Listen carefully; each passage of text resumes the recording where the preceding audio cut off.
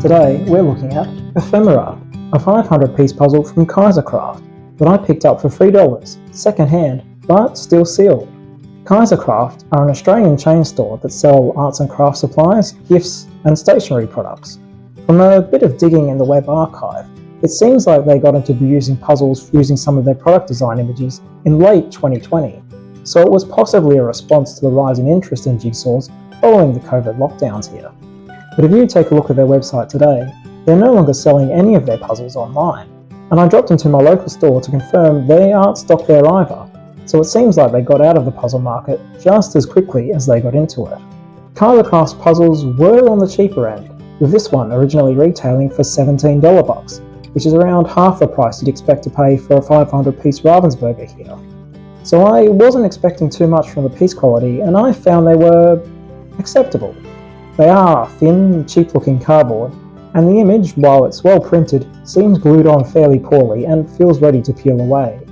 The pieces are also a little big for my taste, being about the same size as the Ravensburger large piece format, but with small connectors. That all said, they did hold together well, and I didn't find any major problems putting this piece together, so I'd say they're good enough for a budget brand. The image used on this puzzle seems to have originated from a range of wrapping paper and stationery products, with a vintage scrapbooking vibe combining entomology, ornithology, Neapolitan ticket stubs, German maps of the North Pole, and adverts for French cleaning products. This grab bag does work quite well as a puzzle image.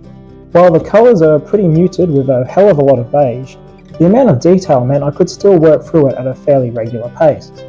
One notable thing I did find was that a lot of the elements are repeated in different parts of the image, but these are always in different scales or on different backgrounds, so I didn't find this much of a problem. The problem I did have was with the box. Now, don't get me wrong, it is visually appealing, as you'd expect from a brand making their money on product design, but the problem is that this puzzle image on the front is not the full image, being cropped down by some margin.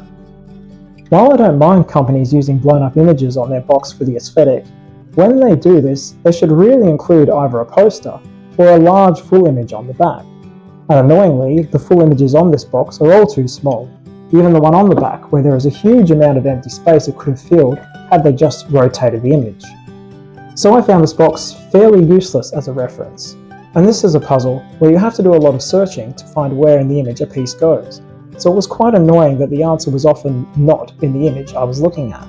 If you are the type of puzzler who views looking at the box as cheating, then this is obviously not going to be an issue for you. But I am not that type of puzzler, and it did frustrate me, so I'm only going to give this 2 out of 5. Thank you for watching.